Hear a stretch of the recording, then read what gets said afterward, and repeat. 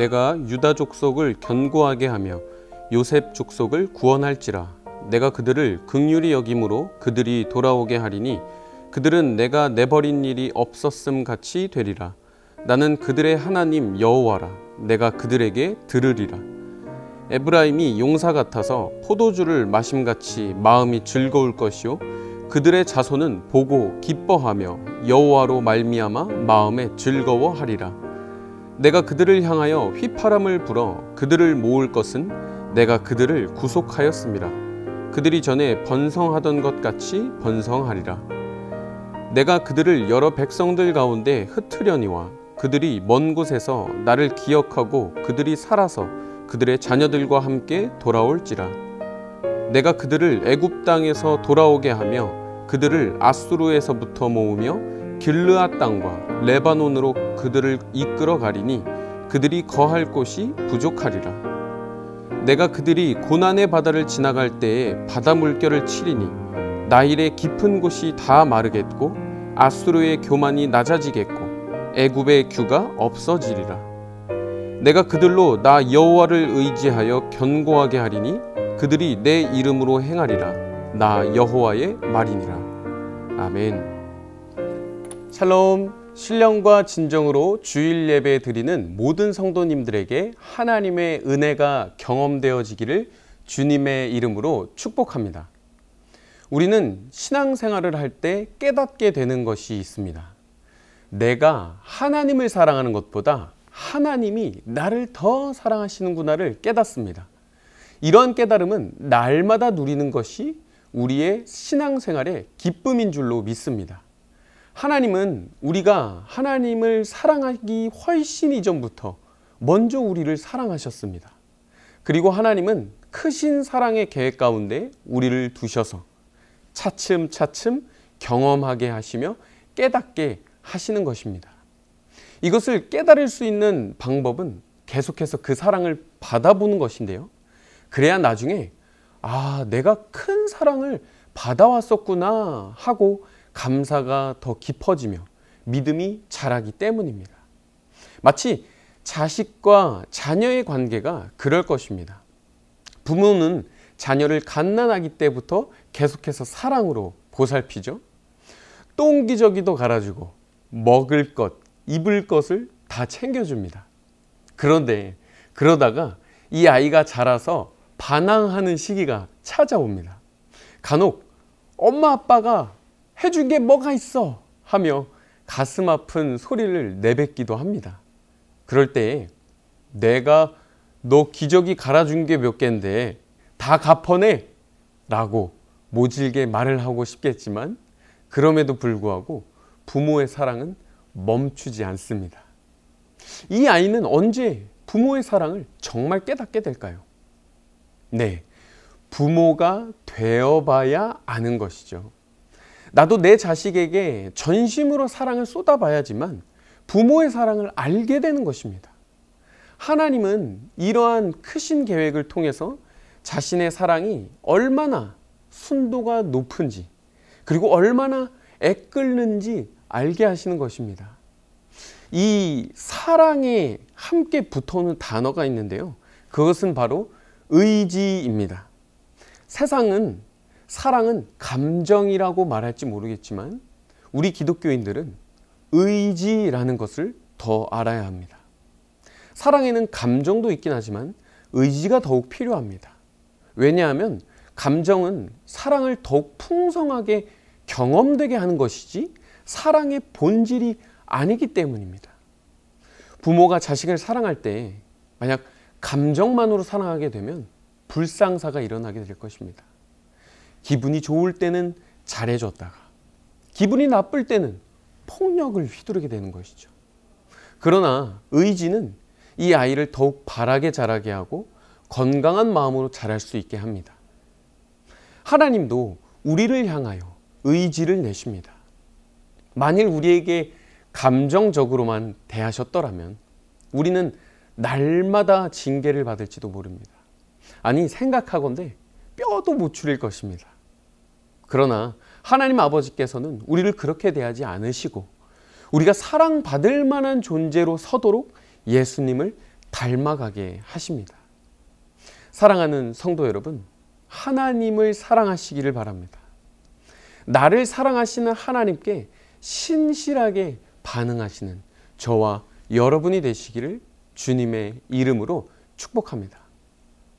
오늘의 본문 말씀에서는 바로 하나님의 의지를 볼 수 있습니다. 본문 말씀에 계속해서 반복하여 등장한 말이 있는데요. 바로 내가 무엇을 하겠다라고 말씀하시며 하나님이 자신의 의지를 표출하십니다. 첫 번째로는 6절 말씀에 내가 구원하고 돌아오게 할 것이다 라고 말씀하십니다. 그런데 여기서 특별한 말씀을 덧붙이십니다. 그들은 내가 내버린 일이 없었음 같이 되리라 라고 말씀하십니다. 이 말씀은요, 지난 죄악의 모습을 내가 더 이상 기억하지 않겠다는 표현입니다. 이전 것을 잊어버리겠다고 하나님은 말씀하시는 것입니다. 우리가 받은 은혜가 바로 이것이죠. 주님은 우리의 죄를 기억하지 않으시기로 작정하셨습니다. 그 의지는 예수 그리스도를 통하여 설명이 됩니다. 하나님은 말로만 하신 것이 아니라 실제로 그의 아들 예수 그리스도를 주심으로 우리의 죄를 기억하지 않겠다는 것을 보여주신 것입니다. 만일 하나님이 우리가 지은 죄를 기억하신다고 말씀하시면 얼마나 괴로울까요? 상상만 해도 너무나 괴롭습니다. 우리의 마음이 주님 앞에서 얼마나 죽을 듯이 바뀌는지 모릅니다. 하나님은 늘 우리에게 동일한 사랑으로 대해주심에도 불구하고 우리는 때때로 세상의 것을 사랑했다가 주님을 사랑했다가를 반복하는지 모릅니다. 사랑하는 성도 여러분, 이런 우리의 죄된 모습을 예수의 보혈로 덮어 기억하지 않으신다는 것이 은혜인 것입니다. 그 은혜에 감사하는 저와 여러분이 되시기를 예수님의 이름으로 축복합니다. 그런가 하면 두 번째로는 8절 말씀에 그들을 모을 것이다 라고 말씀하십니다. 그런데 여기서도 특별하게 표현을 하시는데요. 이렇게 말하고 계십니다. 내가 그들을 향하여 휘파람을 불어. 하나님의 휘파람 소리는 어떠할까요? 하나님의 나팔 소리는 어느 정도 상상이 되지만 하나님의 휘파람 소리는 좀처럼 상상이 안 갑니다. 이 휘파람 소리는요, 바로 양떼를 치는 목자가 내는 휘파람 소리입니다. 양은 주인의 음성도 물론 알겠지만 휘파람 소리도 분별합니다. 목자가 휘파람 소리를 낼 때 양들은 바로 알 것입니다. 오, 목자가 저기 있구나. 나를 부르고 있구나. 다른 설명이 필요 없습니다. 그저 그 휘파람 소리를 들으면 모이는 것입니다. 우리는 어떤 휘파람 소리를 듣게 될까요?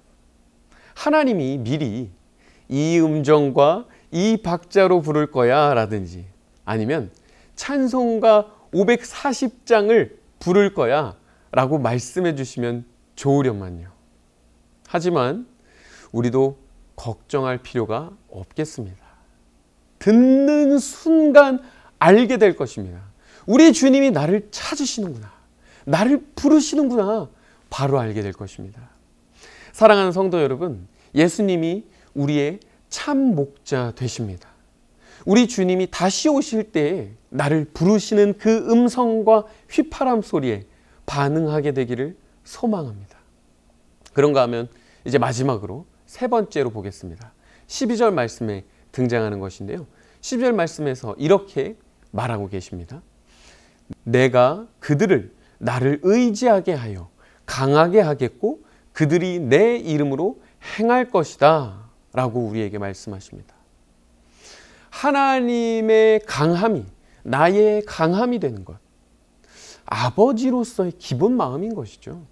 저도 저의 딸과 아들에게 바라는 것입니다. 딸 희니가, 아들 원이가 아빠처럼 튼튼하게 자라고, 아빠처럼 믿음의 심지가 굳건하고, 아빠처럼 건강한 정신을 소유하기를 바랍니다. 그러기 위해서는요, 아빠를 의지해야 합니다. 의지한다는 것은 쉽게 말해서 제가 아빠라는 것을 제대로 의식하며 살아야 한다는 것입니다. 만약 제가 아빠임에도 불구하고 저를 동네 아저씨로 잘못 인식한다면요, 그러면 아빠의 것을 마음껏 누릴 수 없게 됩니다. 우리도 마찬가지로 하나님이 우리의 아버지로 인식하며 살아야 하는 것입니다. 그렇지 않고 하나님을 남의 하나님, 동네 아저씨쯤으로 여기면 하나님의 강하심이 우리의 강함이 될 수 없고, 하나님의 온유하심이 우리의 온유함이 될 수 없고, 하나님의 신실하심이 우리의 신실함이 될 수 없습니다. 이 이외의 많은 것들은 더 누릴 수 없는 것이고요. 사랑하는 성도 여러분, 하나님은 우리의 아버지가 되십니다. 우리는 하나님의 이름으로 행할 수 있습니다. 아빠로서의 도리는 나의 것이 다 자녀의 것이 되는 것입니다. 예수 그리스도의 이름으로 하나님의 자녀가 되었음을 날마다 선포하시기를 바랍니다. 그렇게 자녀된 정체성을 잘 갖는 것이 바른 믿음인 줄로 믿습니다. 오늘 본문 말씀을 통하여 하나님의 사랑의 의지를 함께 나누었습니다. 주님은 우리를 구원하시고 부르시며 아버지로서 모든 것을 주십니다. 이에 믿음으로 아멘, 그렇게 고백하여서 그 사랑을 경험하시고 누리시게 되시기를 주님의 이름으로 축복합니다. 그리고 받은 그 사랑을 넉넉하게 나눠주고 전하는 모든 성도님들이 되시기를 예수님의 이름으로 축복합니다. 함께 기도하시겠습니다. 사랑의 주님, 오늘 예배 드릴 때에 은혜 주시옵소서. 또 은혜 주심에 감사를 드립니다. 아버지께서 나의 아버지가 되신다는 것을 더욱 묵상하길 소망합니다. 자녀된 정체성을 우리가 더욱 확립하길 소망합니다. 그리하여서 하나님의 강하심이 나의 강함이 되고, 하나님의 온유하심과 신실하심이 나의 온유함과 신실함이 되게 하여 주시옵소서.